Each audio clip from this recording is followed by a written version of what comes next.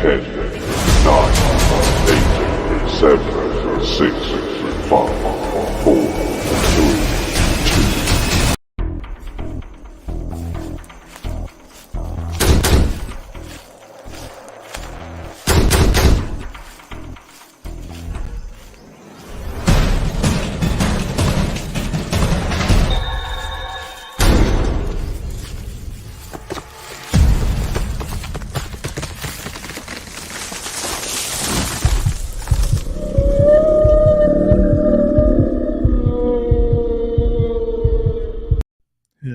Hello, my friends in Sasquatch Land.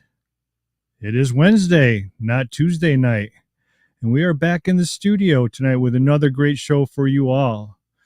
I hope you all are having a great week this week. We've had some beautiful weather here in Connecticut and really enjoying the outdoors. So I hope everybody else is getting outside and enjoying the nice weather. Hello, Mr. Michael Morgan is in the house tonight in our chat room. Blue-Eyed Northern, as always. Thank you for being here. Miss Tina C is in the house. Welcome to everybody. Welcome to everybody. I am Mr. N. Golik is in the house also. I just want to apologize for last night. There was a bad car accident up in Canada, and somebody got wrapped around a tree or a light post or something, and they had to shut the power down, so we couldn't get Leo on, and he has very graciously returned tonight for us to do the interview once again. So we were very appreciative of him of making time 2 nights in a row for us here at Discover Sasquatch. So again, if you guys aren't a sub, please do so and leave a like at the end of the show. It helps out the channel tremendously. We are almost up to 3,000 subs, and I'm very excited about that. We are doing a whole new makeover here at Discover Sasquatch Studio. Pretty soon you'll see a whole new setup in here, and we are looking forward to that. So that's enough about us here. The reason why we're here is Mr. Leo Frank is in the house, and without further ado, let's bring him on out. Ladies and gentlemen, Mr. Leo Frank.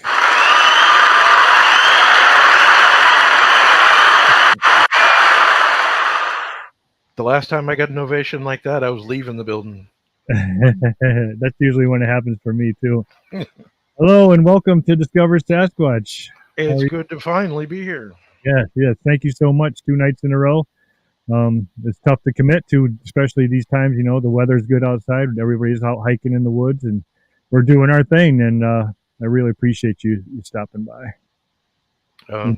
More than happy to be here. I had a week of, we were completely rained out for a week, then had one hot day today. So yeah, I haven't been able to get in the woods for the last week, and it sucked. Yeah, rain is terrible. Like rained last year here, like every day during the summer, and it was a terrible year for getting out. But not this year. We've had beautiful weather so far, so hopefully it keeps on going. Yeah, we're having a nice mix, but when it does rain, it rains for days, and you know, so that kind of screws things up a bit. But the good thing about Bigfoot plans when you make them with other people, if we all know it depends on the weather, so if you have to adjust the plans, it's generally no biggie. Right. Yep, I agree with you 100%. So tonight's show, everybody, is called Are All Sasquatch Created Equally? And who better to discuss this topic than with Leo? Leo has the widest arrangement of Sasquatch pictures I have ever seen in my entire life. He goes from beast to brilliant. They're all different. They're all everything he's interacted with over all these years. And I'm very excited to talk about this subject because I believe also that there are different types. There's a hierarchy. And then there's ones that are just out there to roam the woods and, you know, eat and drink water and do whatever their business in the woods. And then there's ones that are raising families and in communities. And so Leo has seen it all and he's witnessed it all. So why don't you fill everybody a little bit in on what you've been doing for the last 25 years, Leo, and then we'll go from there. Well, I started off with, you were way too generous with that, dude. I haven't seen it all or even close to it, but oh, you know what I mean. I've seen some stuff, but not, but yeah. But anyway, So what was the question again? The first question? Well, no. I just want to everybody a little bit about yourself, how you got to this point. So up until I was 20, I had no, I knew, I'm sure I knew of Bigfoot, like, as a kind of a joke thing or whatever, but it wasn't on my radar as something that, at 20 years old, I was out doing other things and things I should have been doing, stuff like that. So I had no prior interest or anything like that. Um, I came home from living on the other side of the country for a year.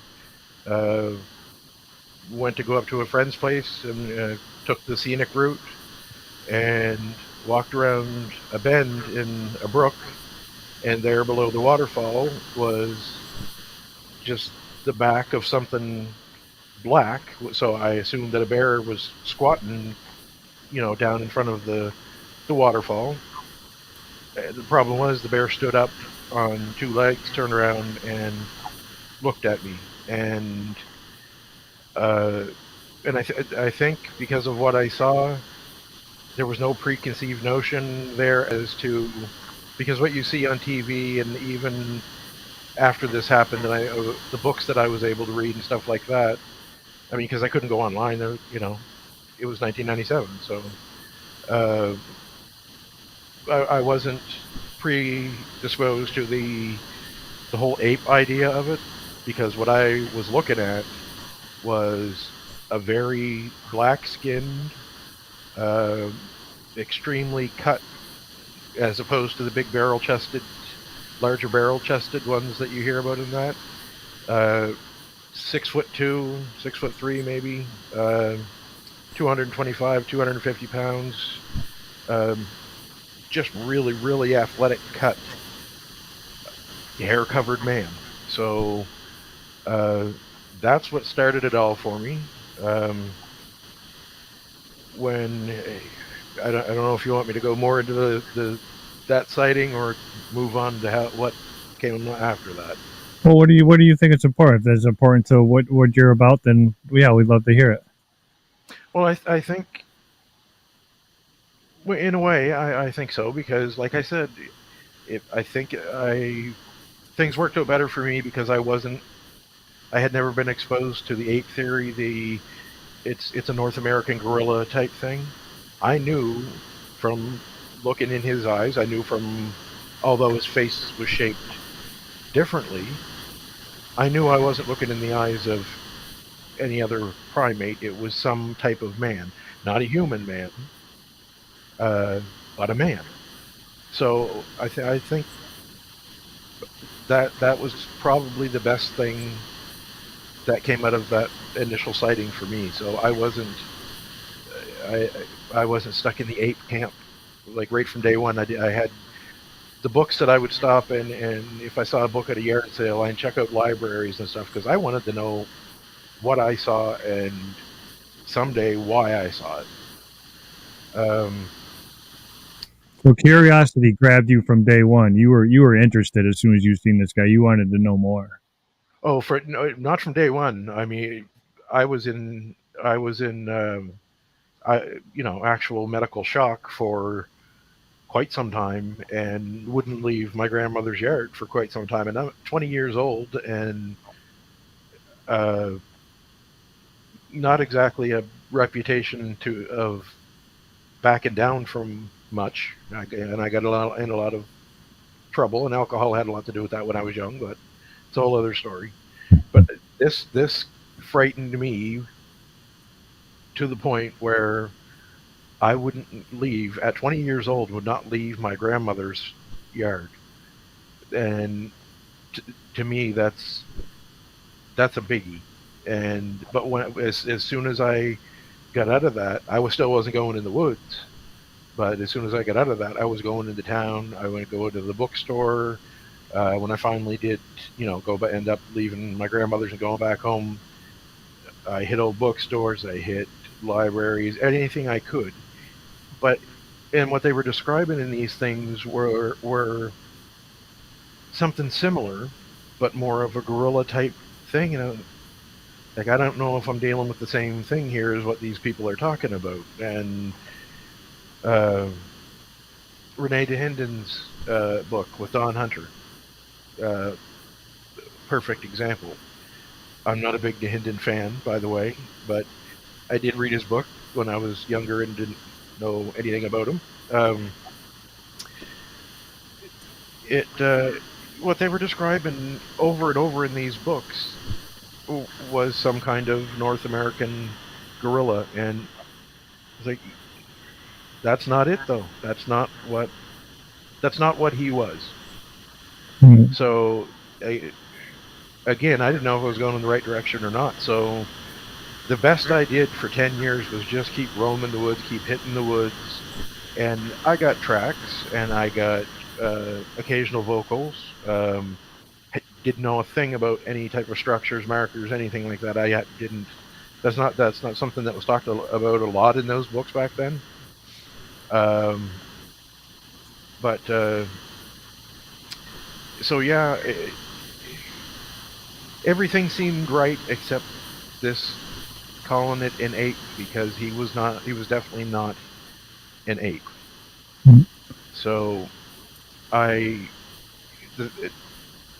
I looked into native history a little bit, and I read a story about fishermen leaving fish on a rock, and that the Sasquatch would come in, take the fish, and sometimes they would leave something for them. So I thought, I'm getting nowhere with finding tracks. Obviously they leave tracks. They have feet. So that wasn't good enough. That wasn't telling me what he was. So I kept on with that, and I did that for 10 years. And basically, I could go on about how many tracks and all that, but basically, I found tracks, heard occasional vocals that could have and may not have been. I don't know. But then when I started the gifting thing, things really picked up, and I got my second sighting. When I got my second sighting, completely different look altogether. But again, no ape, no gorilla look at all. The closest one, if people find that Patty looks like a gorilla to them, well, then the second sighting, which would be the adult female in that area, um, she basically looks almost exactly like Patty, but with love handles. She has more weight on her sides, and again, but all of them there, until I saw the young one, I didn't. I just wasn't getting the gorilla thing, wasn't getting the ape thing. Some type of people, but not human, is all I could come up with. Mhm. Did you So, do you think the gifting was gonna work, or what were your thoughts of gifting when you first started? well, what I did is I after we heard a vocal come from the place that I ended up, starting to gift, I went to the closest native reservation and said, this is what I saw. I want to see another one, and I think I heard a scream. If you know anything about this, I have no desire to any harm, anything. I'm not looking to cross any lines. I just want to learn. And they pointed exactly. We went over to the window, and he pointed exactly where I heard the scream. So, and I mean, they gave me a good going over. Like, why do you want to do this? What do you think you saw? What do you think he was? Do you think he was? A full human? Do you think he was spiritual? They gave me a really good going over, and apparently my answers were good enough, because I basically told them, I don't know, I just know it's some kind of man. But they believed, obviously, that I wasn't, I had no urge to harm them in any way. So they told me basically where to go. So went in with a piece of wood, and I started with apples, pears, tuna, and salmon. Now, don't do that. I dropped the tuna and salmon within, oh, 3 to 4 weeks. I had bear all over the place. So that wasn't a good idea. But I didn't know any better then. So I stuck with the apples and pears, and that's basically what I gifted them, other than picking up little things at the dollar store and dropping them off. That's basically what I gifted them for 7 years. Once you started, when did you realize that no other animals, once they started coming in and taking the fruit from you, did you notice that any other animals were in your gifting area? Would you find tracks of a deer, or would you find a raccoon track or anything? Did you notice that all the animals are just gone from that area?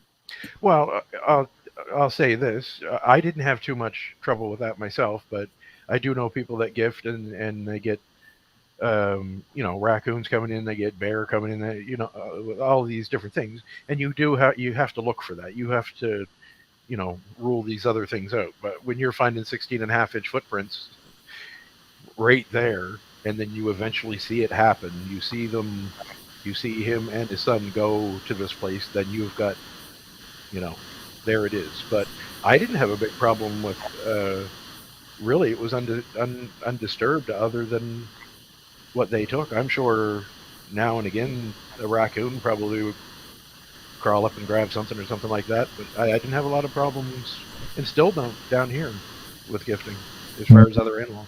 Yeah, we had so much in common after talking that I did it for 7 years too, and the same thing happened. I never noticed any other animal tracks in there. I never found a deer. Some things that they would like, they would just leave in the trees, and you would play games. They like to play games. That's what I figured out, and we would try different things, and just to make sure that something that was coming in there would need hands to do. And you did a lot of the same stuff that I was doing. But you got to see these guys on a more of a regular basis, where I haven't gotten to. They didn't show themselves too much to me. They might have been right there, but I couldn't see them. When did you notice who was in charge and who was the hierarchy in the clan that you were experiencing? Uh, as far as what his role was within the family, obviously, I wouldn't know that right away. But I will tell you this, and this is the second one, the second adult. He's over 8 feet, 8'4", 8'5", something like. When I measured the branch that he was holding onto with his hand, and the branch that was closest to his head, it put him in the right around 8'4", 8'5", and he instantly commanded respect. A very solemn look on his face, and the enormity. People don't understand. They say, this thing had to be 15 feet tall and all that. You may be misjudging, because when you're looking up at something that's 8 feet tall and that enormous, and in his case, he was big, barrel-chested, kind, and he had a lot of gray. So I'm assuming, he was brown and gray. So I'm assuming he was, getting to be into 40s, 50s. And I can only guess that, of course. But it was only like once I seen him with his youngest son, and then seeing his oldest son with the mother a lot, then I put two and two together, and yes, he's the father. But I didn't know how important he was right away. But I knew that by looking at him, he just commanded instant respect, and the size and the really stern look on his face was part of it. But it felt like there was more. It felt like he was more important than that. He felt like he was so much more important than what I was. It was just, he just commanded instant, I don't even know the right word. Respect. Yeah, and the first time, and times after that too, just seeing different things, I was in complete awe. The first time I was in shock. This time I was in complete awe, because this time I knew they were there. Whether I was going to get to see them, I had no idea. But when I did, completely different experience. Right. Now you had two different areas going on at once, right? Or did you switch areas? Well, what happened was, as things were winding down for me personally in that area, things were picking up here in this area, and I ended up moving down here. So I ended up walking from one situation that I didn't necessarily know I was going to be leaving, but life happens. And I was already investigating some private property down here, so I went from the frying pan into the fire. Right, and but with a whole lot of, I don't want people to get the impression that I was just Bigfoot follow me wherever I go or anything like that, because for the 3 active places that I know of personally, and that I can honestly go in and say that I know for sure they're active, there's 150 that I haven't found squat. So it was just the timing that I happened to be moving from that area to this one.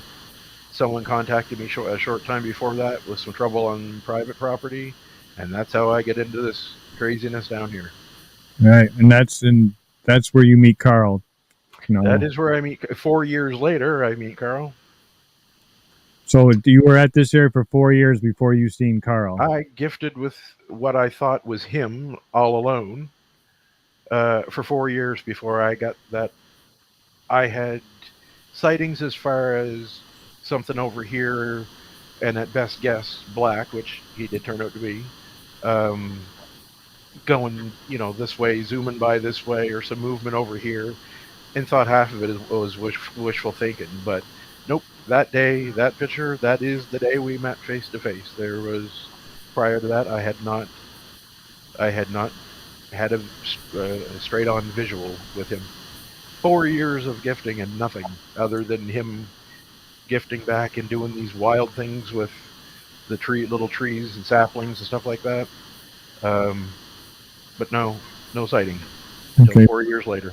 All right, so for people who do not know who Carl is, I think Carl is one of the, in my opinion, is one of the best pictures of a modern day Sasquatch.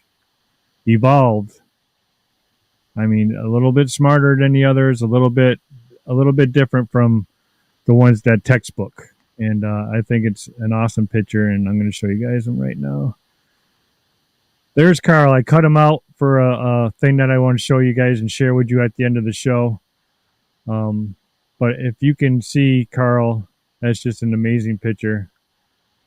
I don't have the other picture loaded up, but now the difference between Carl,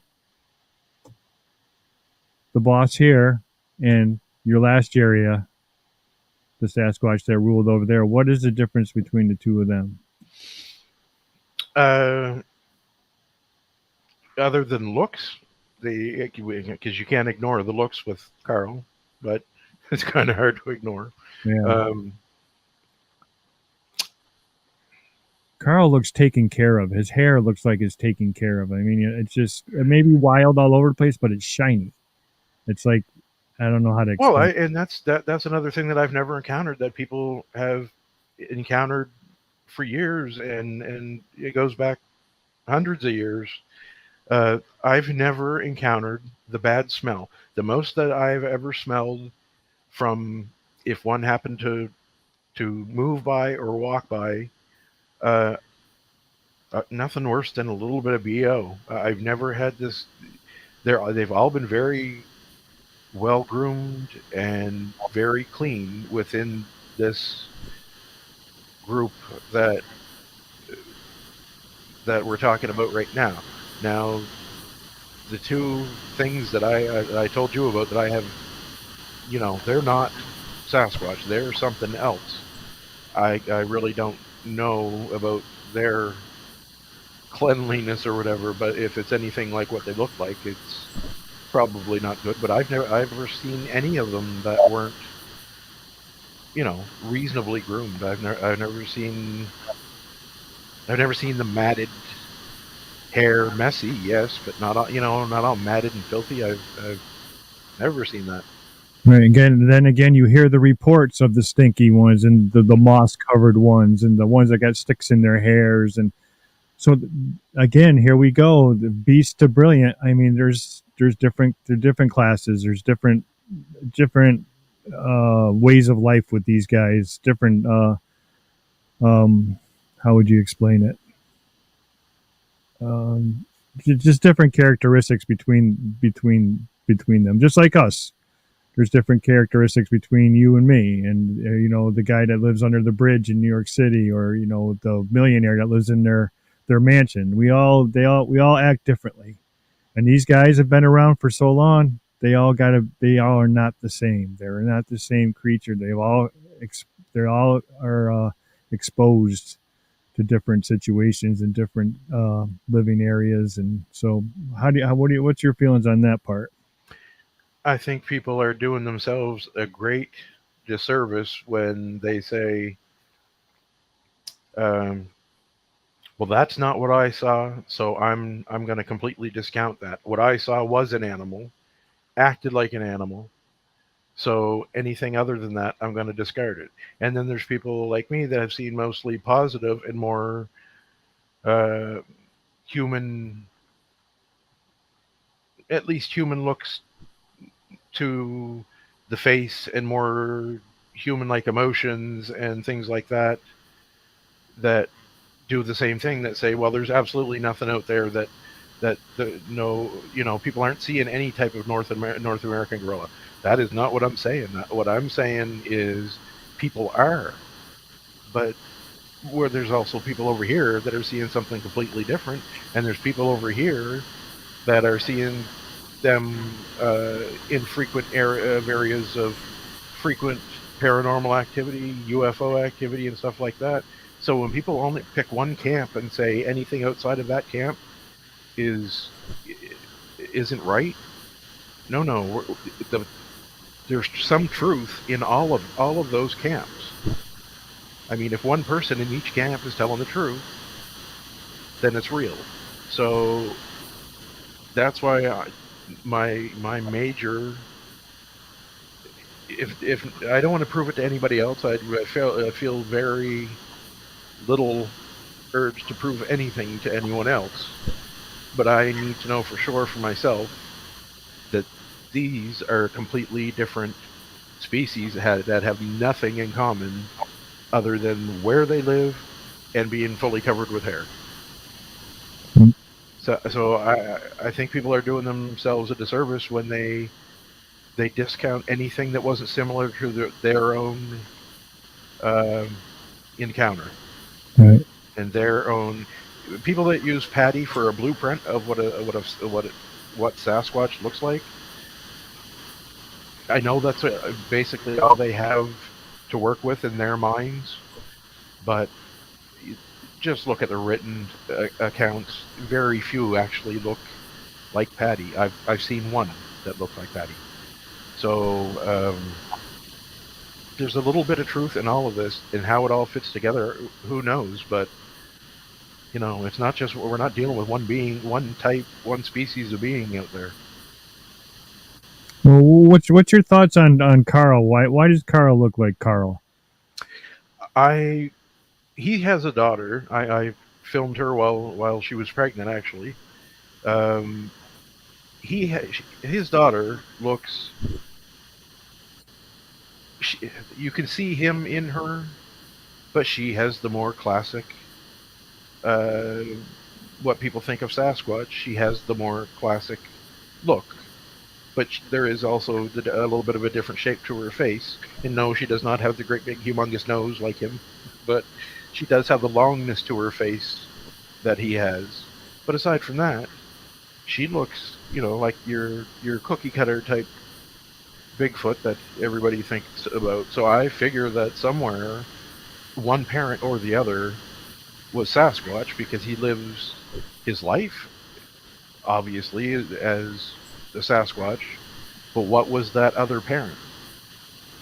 If I'm right on that. But I mean, I figure that he's a mixed breed between actual Sasquatch, because he lives like a Sasquatch, has other characteristics, but then he has so much against him that, for me to think that he's Sasquatch alone, I can't, because he's tall, thin, his hands are too big for his body, his feet are the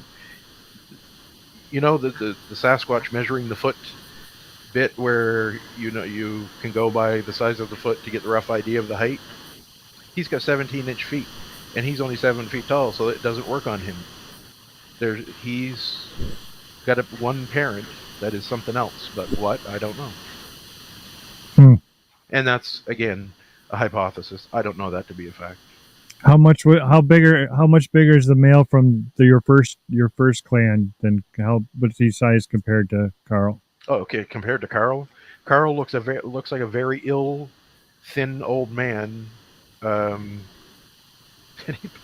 some extent, he is, but I would assume. But compared to still a middle-aged, big, healthy, bulky, and absolute immaculate power lifter condition. So a huge difference. And how huge big difference between Carl and his brother. So right. So how big is Carl's clan? How many members did you finally, gather up? So as of 2019 was my last trip in there. I've been back to Area 1 last year and the year before, but I have not gone back into that area where I've had more interactions than this area here. It's just on the other side of the creek. Haven't been back in there since 2019. So in 2019, I knew of Carl, his brother, his daughter, her son, his brother's mate, their son, and their daughter. So there was 5 more that I knew of, and obviously his daughter's mate, she was pregnant, and had the baby. So, but I have never seen him. Huh. Was there a chance that you think his brother would be Carl's son instead of his brother? Is there a chance of that being? No. No, I'm pretty sure. Okay. Now, what's your? I'm curious. I'm just really curious on this. How did you pick the difference? The difference between Carl and his brother? No, if you thought it being Carl's brother instead of. Oh, okay. Well, age for one thing. I mean, they're very similar in age. He just looks a lot healthier. He's got the gray. He's brown, darker brown and gray than the second adult male that I saw. Too close in the age to be son, and some of the things that I picked up on, and I want to go into detail, but I don't want to go into detail. I will with you later on, but Okay. I'll just say, little bird put it in my ear that I understand how they were related. Okay, cool. I can't wait. I'm fascinated by Carl, to tell you the truth. I think he's the coolest thing I've seen ever. And I'm glad that you shared Carl with everybody. Well, that wasn't my intention, but he went viral twice, so that was out of my hands. Right, and that's just awful that people take your stuff. And well, that's why I stopped, man, because it was to a point where I had complete strangers saying, we demand all the work you have. We demand all the photos you have of Carl. We demand all the photos you have of everything with all the data on them and all of this. And I'm thinking, wait a minute. Who the hell are you to demand anything from anybody? Because I talk about Sasquatch does not make me or what I have your property. So when they get that for an answer to, no, I'm not going to jump because you say, I'm not going to say how high because you say jump, they don't like that. The hierarchy in the Bigfoot community don't like being told, no, you're not in charge of everybody who talks about Bigfoot. You're not. And get your ego in check. You're not in charge of any of us. If you don't like what we're doing, discard it and move along. Right. But so when that doesn't work, then they take your stuff, they alter it, they remove the copyright, and they do whatever they want with it. And then the next thing you know, it's coming back to me with a completely insane story that it was the pictures were taken by a woman somewhere in the States or someone in Newfoundland, and he attacked someone. He's actually a dog man, and he attacked someone, and all this crazy stuff. And I said, you know what? As far as what I get from now on, it's not going on social media. I don't mind sharing something on a show like this or whatever. I mean, I know they can do screen grabs and stuff, but I mean, he's already out there. Everybody's made a ton of money off him except me, so there's no way of taking it back. But that's what ruins it for people. I'll tell you right now. The best videotape I've ever seen, and I've been singing the praises of this tape on shows for years because I really want her to share it publicly. Puts everything that I've ever seen, including anything I have, to absolute shame.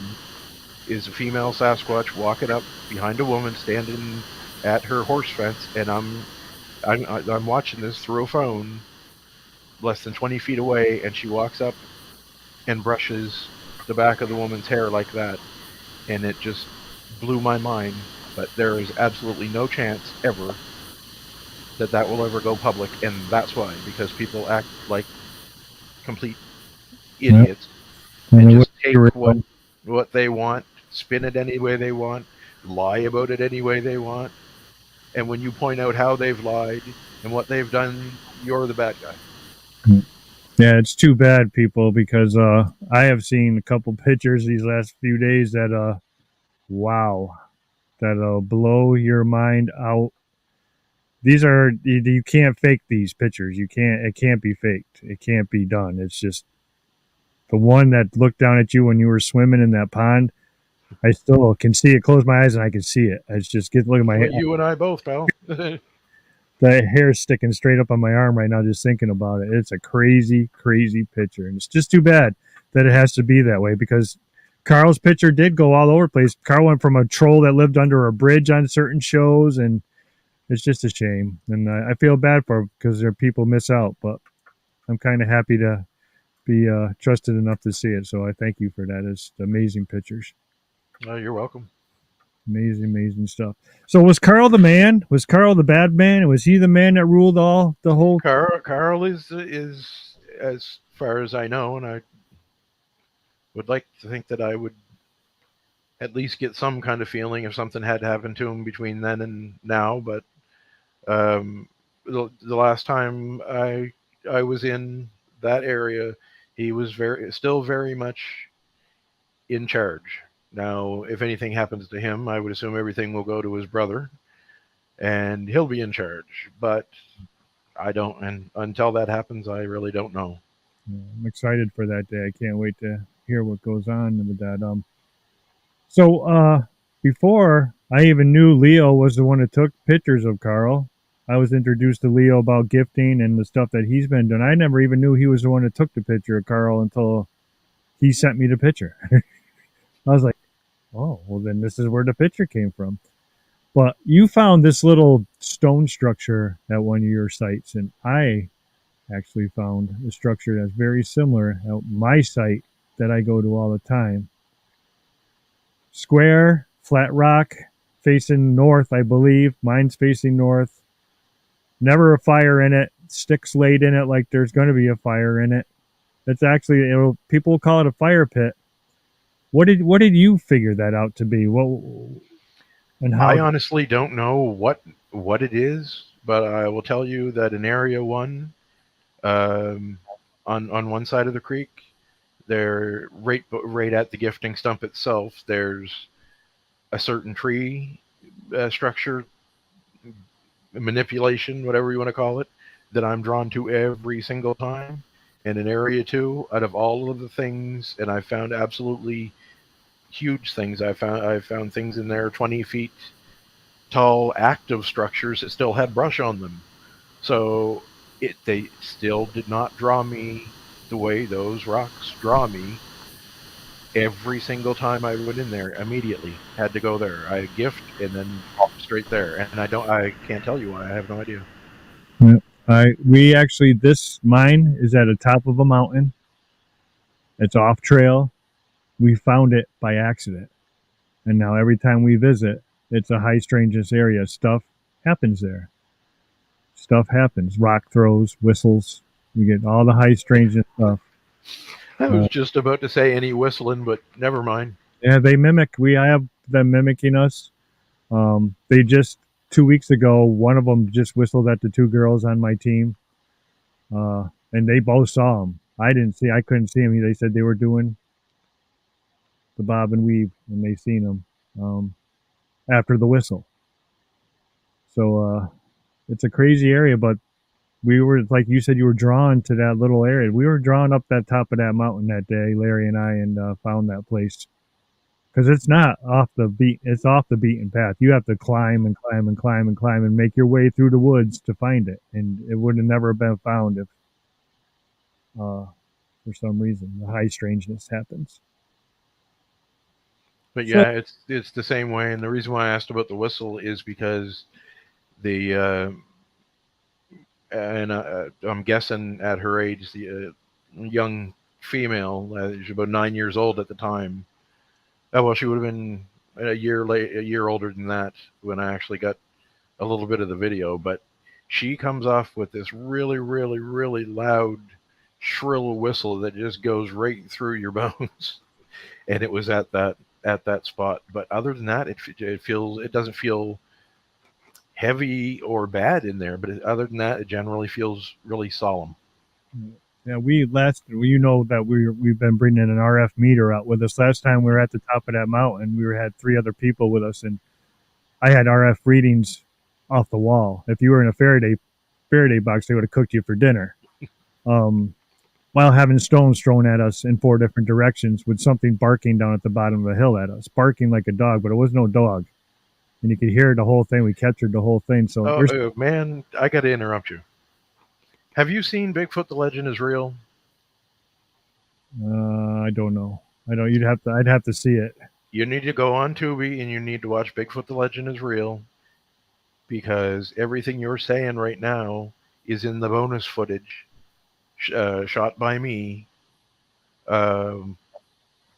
What you're describing right now is me capturing that stuff, and I didn't know you back then.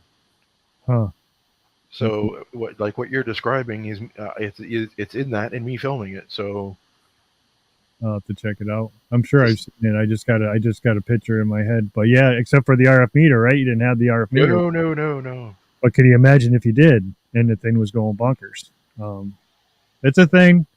We're looking into it. We're going to just keep on collecting data. But so when I mean, there's not much room for misinterpretation. You have your meter, and it either is or it isn't. And if it is, there's a reason why. All right, yeah, it's definitely in the high strangeness, and now we're picking up EVPs like crazy. And like the last week we were in, we caught 2 helps, but at different times. When we first got out of the truck, when I first turned the recorder on, you hear help, and then 20 minutes later, after up the trail, you hear help again. So we're getting EVPs now, and all the time, man. It's weird, but does it have anything to do with Sasquatch? Don't know, but we're out to find out what goes on. Are they attracted to the high strangeness areas? You know, where they are, people see the lights, people see the UFOs, people see everything else. Like we just talked to, you know, the people that are shunned for expressing what they're seeing out there, and all high strangeness areas. And are they all attracted to it? Well, we're going to try and find out. Keep on looking. And the reason I mentioned that, and that wasn't necessarily a plug for the movie, but yeah, watch the movie, and it's free. It's on Tubi. So, but the reason why I immediately started laughing and told you need to watch that is because I recorded her doing that barking. She does a bark, and then she'll do a little bit of a giggle. And if you're close enough, you can hear the giggle, but you can hear the bark. So she actually does a bark, and it's in the footage that's in that movie. And I was like, how much more stuff can me and Chris have going on the same? That right. It's in the same area with the structure. And in Mark, she does it, or I don't know if it's a she. It's the 6. It's the one in back of us. It's the one that's in back of us all the time that follows us. So I don't know if it's a female or male. They, like I said, I haven't seen them close up yet. The girls have seen them. Shane has seen them twice now that she's been out with us, and Mary and Shane have seen them a couple weeks ago. So, yeah, the stuff that goes on in our areas between me and you is it's almost carbon copy. It's pretty cool stuff. So, and I thought I got permission from Carrie Arnold to do a little mashup between Carl and Bruce Banner. This is Bruce Banner. This is the shot down in Florida that Carrie took. This is Carl. This is the mashup.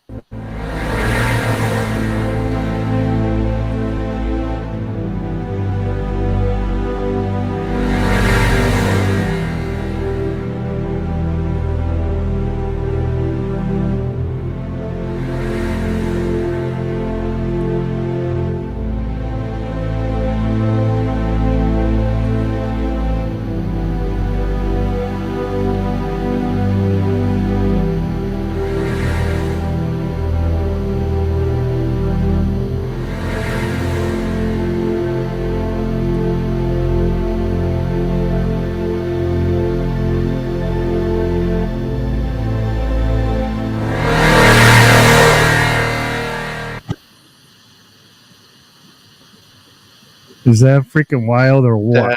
That just blows my mind, man. How, But I don't. How did I not? Is this something he's kept like? Actually, I don't think him and I are friends on Facebook anymore. I don't think we are on this account. At one time, we were. Yeah, no, he just captured that about, I'd say, 3 weeks to a month ago. He took that picture with a new camera they bought with a big zoom lens on it, and he focused into the dark area and took that picture. And Jesus, can't remember his last name. He did the editing on it and put the green face on him and the red background so it would draw him out more. But they're like twins.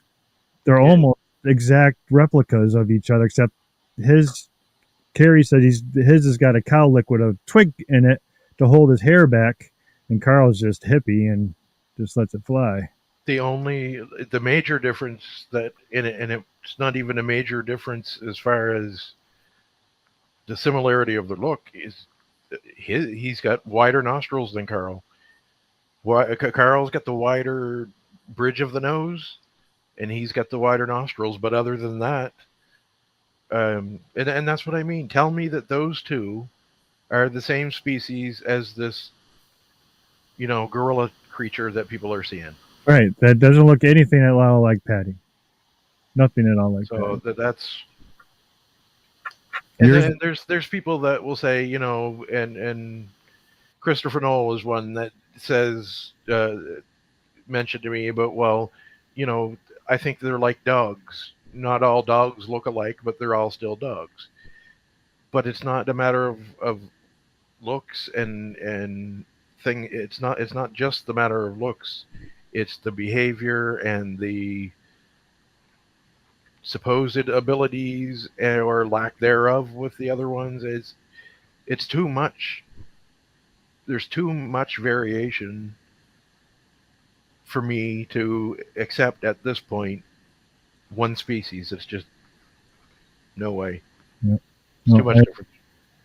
I agree with you. There's more knowledge, there's more skill set there. I mean, Carl's responsible for how many people now, that's his clan. He's responsible for all that. He has to stay with them and make sure they're protected and everything. When you have a solo one that could be living out in the middle of nowhere by himself, and he's just hunting deer, drinking water, and living his life, you know what I mean? So there's different species. There's got to be different ones out there. There's got to be ones that are, like I was saying before, it's beast to brilliance. There's got to be a difference between these. And I think Carl, we're looking at one of the hybrids. I think Carl is up there.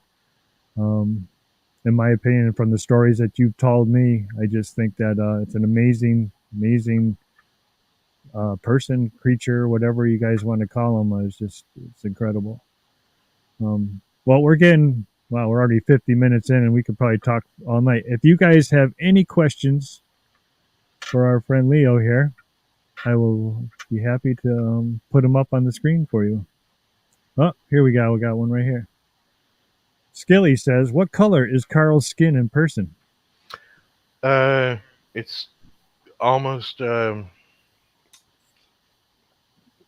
guess you would say beige because his skin is almost the color of coffee after you add cream. So light beige. Light beige. Cool. What was Carl's favorite? What was the favorite food of theirs at the gifting area? Oh, in this one, it was always like I said, I've always stuck with apples and pears. Always had really good luck with that. But apples, pears, tomatoes, berries. Uh, so basically anything natural, and that would be available to them anyway. Because I think sometimes a lot of people confuse gifting with baiting, and it's completely different. Totally one has absolutely nothing to do with the other. Gifting is a totally different idea than baiting. So, but anyway, so basically anything that would be available to them, or that I would think, uh, it wouldn't harm them in any way. I don't know what would or what wouldn't. So I'm going with vegetables and things like that. I don't use sweets or anything like that myself. I know some people do, and that's your thing, then fine. But it basically just fruits and vegetables.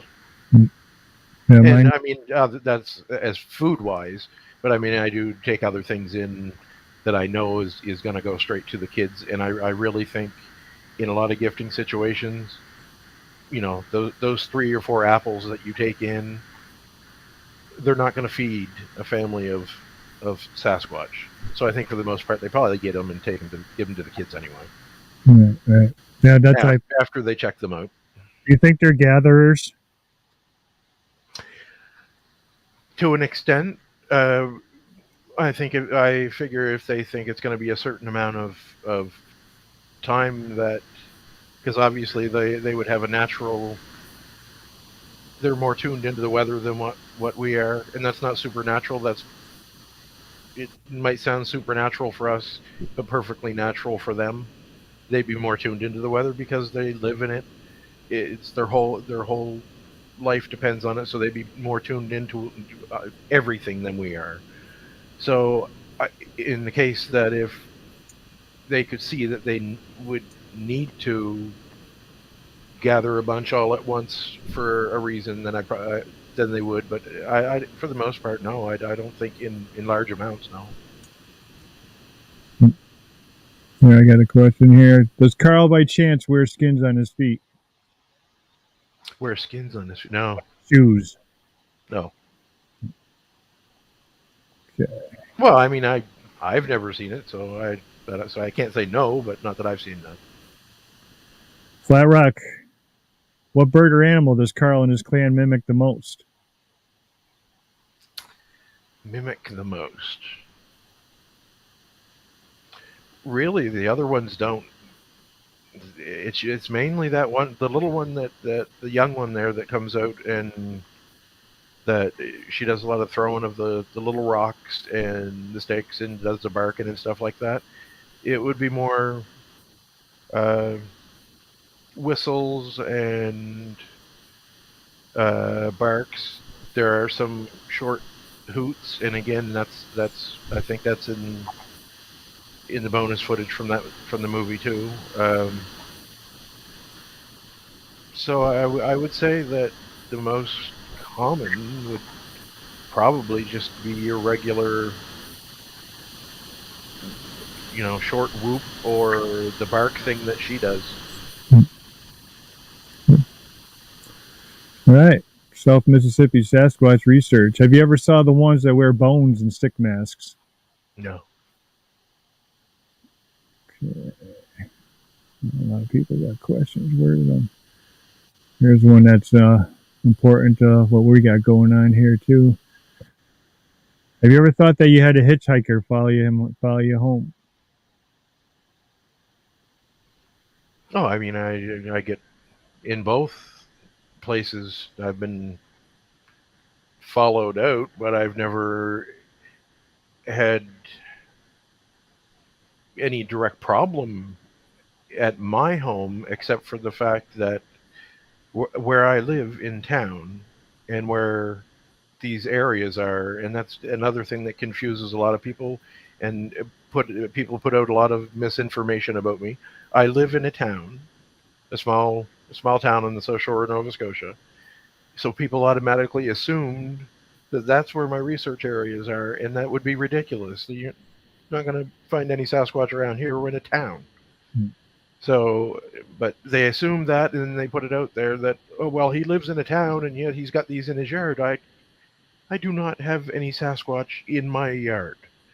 However, I will tell you of one experience that was kind of unusual. In the building that I lived in, I live in an apartment, and I've lived, well, since I've been in this town, I've lived in apartments.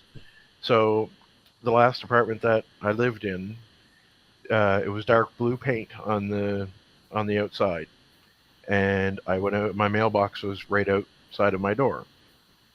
I go out, and there's a big greasy handprint about that big right beside the mailbox.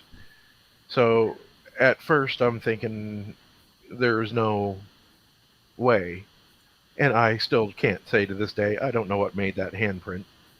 But I did go the next time I went in the woods. I said, if by chance you guys have some way of doing that, don't ever do that to my home again. I can't explain away if someone asks a question. I can't explain away a giant handprint. Please don't ever do that again. And I have never had any other trouble at my home uh, from them. No. Yeah, that's what I had to do too. I had a coyote leg left at my back door, and pushed a tree over on Maria, and Maria wasn't having it, and she told me, "Get out! You go out there and you tell them to go away." And they stuck around for a little while. They'd knock when you go out to work in the morning. They were out in the back, but then they slowly went away once I got back up into the area. And we were talking about that. You got an animal parts too left for you when you were gifting. What was the strangest part that they left you? The strangest one was a moose bladder. Like, I understand now, like afterward, I'm like, I looked into it, and people would mention that natives often use moose bladders for carry tobacco or to carry different things. But I mean, there was no drawstring on it or anything like that. Just a somehow semi dried out, for lack of a better word, moose bladder. So that would for the strangest. That one takes the cake. Yeah, yeah. They love to give them good, stinky, fleshy gifts, man. And that coyote leg was disgusting. It had the guts. It was fresh, and I threw it into the woods, and it was gone 10 minutes later. So whatever put it there took it. And there's nothing here in Connecticut that eats coyote legs. I'll tell you that. So Yeah, man, that looked mighty fresh. yeah, before we go, I just want to show you, Mr. Leo Frank is an author, and he has a book called Sasquatch Family Ties that is out there. You can order it, or you can get the. Can you get the, what do they call it? The Kindle version? Is it Kindle or Kittle or whatever The version? Kindle ebook, yeah, you can get that on Amazon. Yeah. Okay. So please look for that and purchase purchase a copy. I purchased a copy, and I'm waiting for it to come in. I always support, or try to support as much as I can, other investigators. We're gonna have to have Leo back again because we are nearing our hour mark, and we have a lot to even go over. We haven't even shared any other pictures. I do want to share one picture before we leave too, Leo, of this one. Now, who is this, and which clan? Well, my research partner that passed away in January named him Ivan. I have no idea why, but she chose Ivan, so we went with Ivan. Um, this is actually in on the same stream where I had my first sighting. So I'm on the way down, like I'm already in the water up to just below my chest, and kind of hold my arms up like this with the cell phone in my hand, and I happen to see basically what you see in that picture is what kind of caught my eye, and Becca is over on the other bank. So I'm going like this to her, trying to get her attention. I'm pointed over, and uh, the next time I'm on, we'll show the next picture. But he basically leans out over the tree, and he's looking down at me, and she snapped a picture of him doing this.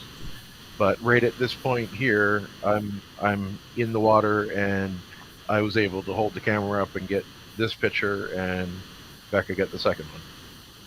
Yeah, I've seen the picture that follows this, and whew, it's a good one. It is a good one. So we got time for a couple more questions, please, and I'm glad. Thank you everybody for keeping it cool in the chat tonight, as always. I'd like to say thank you for everybody showing back up after last night got canceled due to the power outage. I'm glad you all stopped by tonight, as always.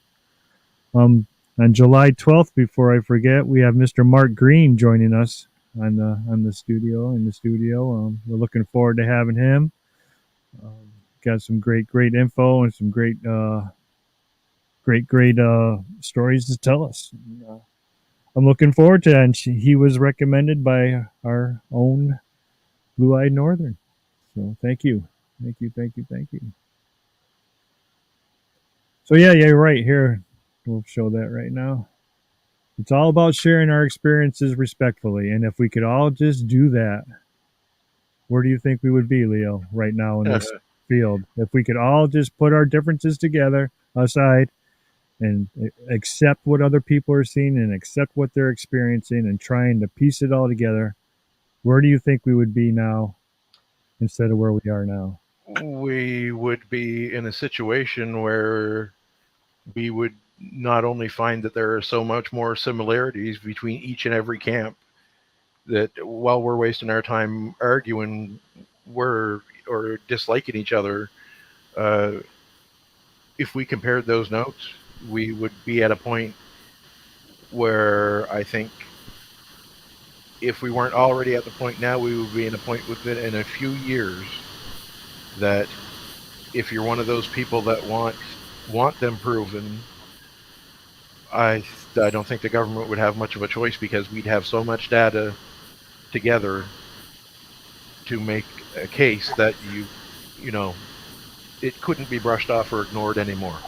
Right. Now, I don't want them proven, because I don't think it would end well for them, and honestly, I don't think it would end well for us. But it's going to happen someday. And believe me, the government is always looking. They always, they know they have to. And they go into people's computers, they block out stuff, they give you viruses that you can't get out of, and they've interfered with me twice in 2 different areas in a very small but annoying way, just to let me know they were there. They turned an entire provincial park staff, who the day before I would almost consider friends, they were definitely acquaintances and on a very friendly basis, to holding their heads down and wouldn't even look up at me to speak to me, and following me around. So we're going to have to do another show, because we just kind of scratched the surface tonight. But believe me when I tell you, the government knows. Not everybody in government, but the people in government that need to know, they know, and they do take action to shut people up or make things very difficult for them. And I know, because it's happened to me twice. Yeah, right. Yeah, look at what happened to us down in Florida. I mean, I got a message on my cell phone. That's something that doesn't happen. I don't know who that was. But I had a message on my cell phone of the 4 people that were in the swamp looking for these guys for the last 7 years on my cell phone dialing out, and it was in my pocket locked. So if you don't think people are watching or things aren't watching you in the woods, you better think again, because there's a lot of eyes on you. All right, one more question, and this will be it for Leo tonight, and we'll let him go on with his eating. And we will have Leo back on again once the summer keeps rolling on here. How will it ever be proven?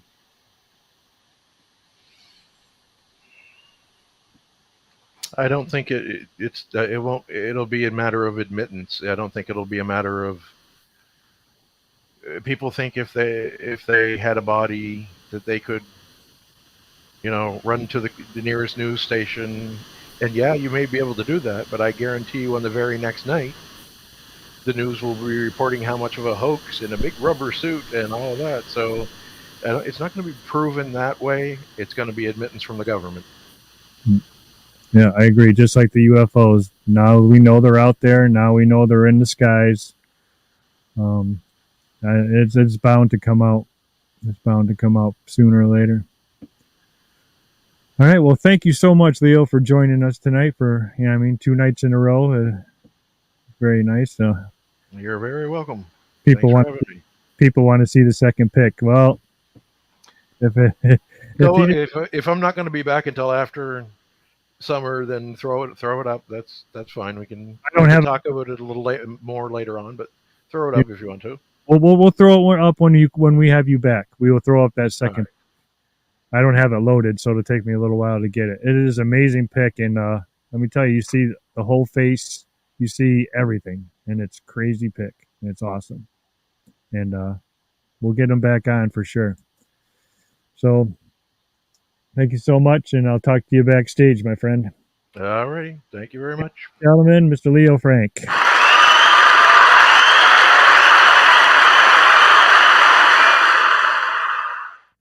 All right. What a great show again. Thank you all for taking the time on your evening to join us. And don't forget about Leo's book. Go on over and grab yourself a copy. And please sub if you're not a sub. Like the video. It's all free and it helps out the channel tremendously. Thank you for all the prayers for, I forgot to mention this earlier, Larry's family. His father is out of surgery and is doing well, eating solids. And it's awesome. It's awesome that he's doing very well. And thank you all for the prayers from the group. I really appreciate that. And Larry appreciates it very much too. So speaking of Larry, you know what he says, people. Get in the woods.